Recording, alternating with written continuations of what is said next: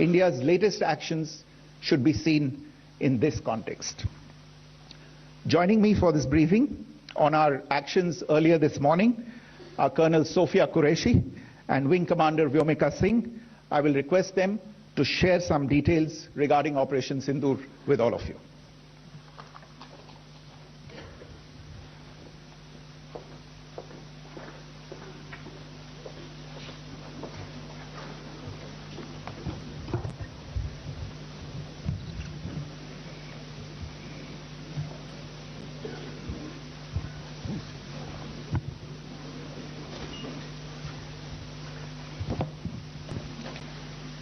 सुप्रभात देवियों और सज्जनों, मैं कर्नल सोफिया कुरैशी और मेरे साथ विंग कमांडर व्योमिका सिंह आज आपको 6 से 7 मई 2025 की रात 1:05 से 1:30 बजे के बीच भारतीय सशस्त्र बलों द्वारा अंजाम दिए गए ऑपरेशन सिंदूर के बारे में जानकारी देंगे।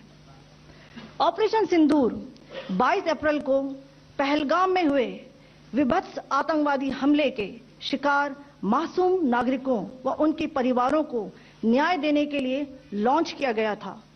इस कार्रवाई में 9 टेररिस्ट कैंप्स को टारगेट किया गया और पूरी तरह से इसे बर्बाद किया गया।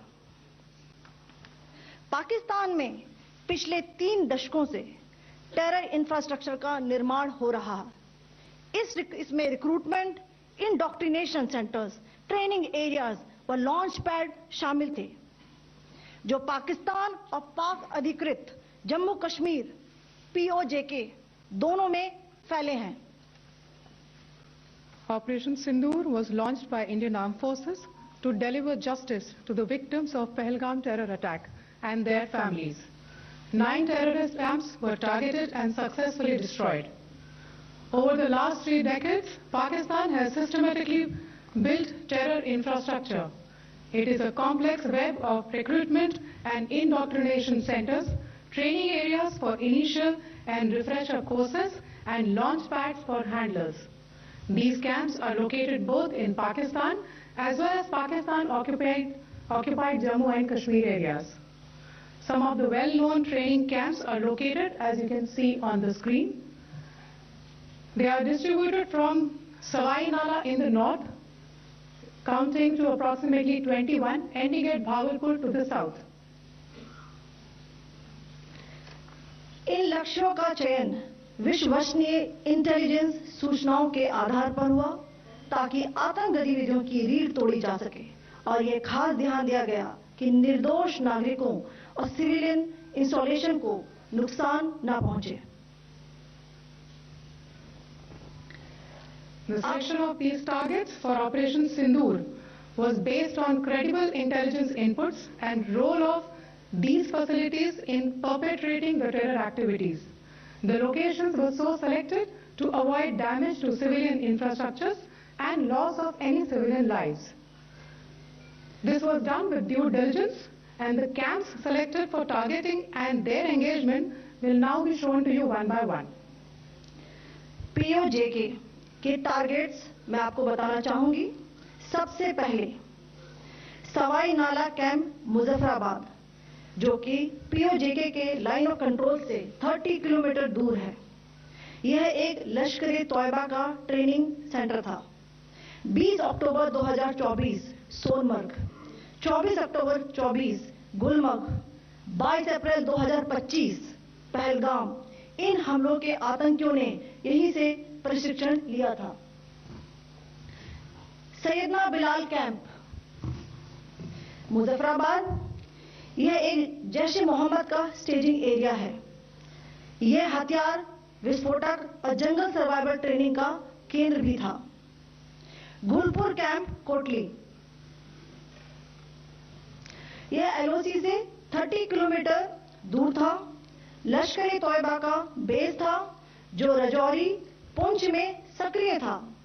20 अप्रैल 2023 को पुंछ में और 9 जून 2024 को तीर्थ यात्रियों के बस हमले में यहीं से आतंकी को ट्रेन किया गया था।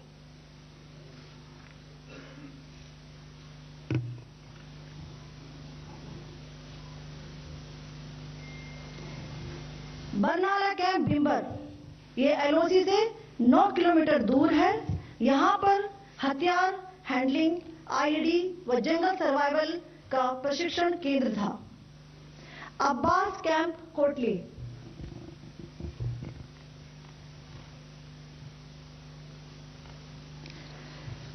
यह एलओसी से 13 किलोमीटर दूर है। लश्कर-ए-तोयबा का फिदाइन यहां तैयार होता था। इसकी कैपेसिटी 15 टेररिस्ट को ट्रेन करने की थी।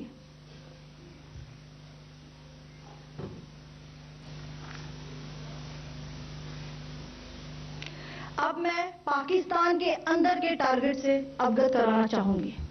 पहला, सर्जल कैंप सियालकोट, यह अंतर्राष्ट्रीय सीमा से 6 किलोमीटर की दूरी पर है, सांबा कठुआ के सामने।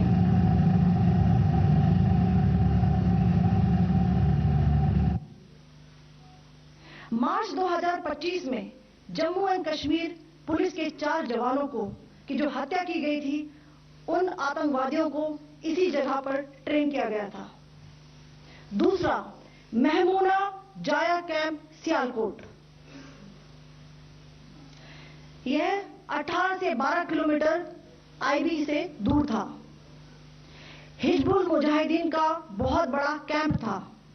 यह कठुआ जम्मू क्षेत्र में आतंक फैलाने का नियंत्रण केंद्र था। पठानकोट एयरफोर्स बेस पर किया गया हमला भी इसी कैंप से प्लान और डायरेक्ट किया गया था। मरकज ताइबा मुरीद के, यह आईबी से 18 से 25 किलोमीटर दूरी पर है। 2008 के मुंबई हमले के आतंकी भी यहीं से प्रशिक्षित हुए थे।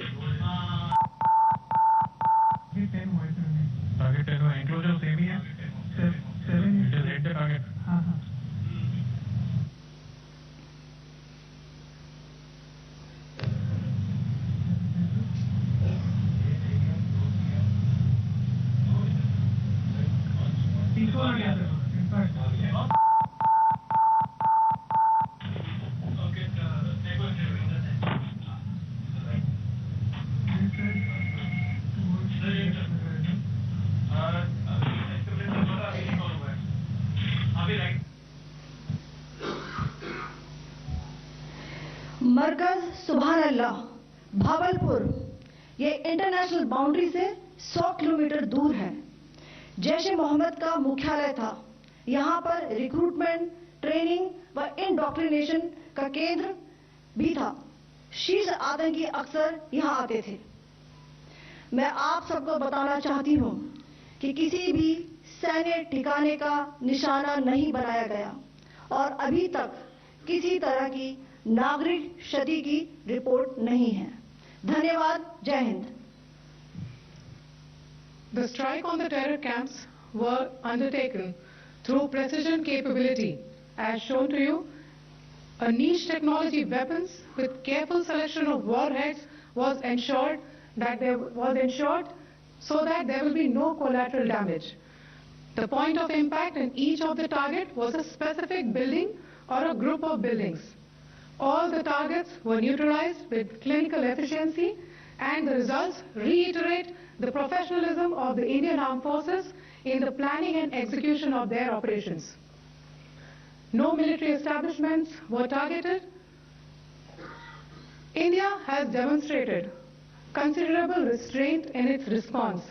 However, it must be said that the Indian Armed Forces are fully prepared to respond to Pakistani misadventures, if any, that will escalate the situation. Jai Hind, and thank you very much.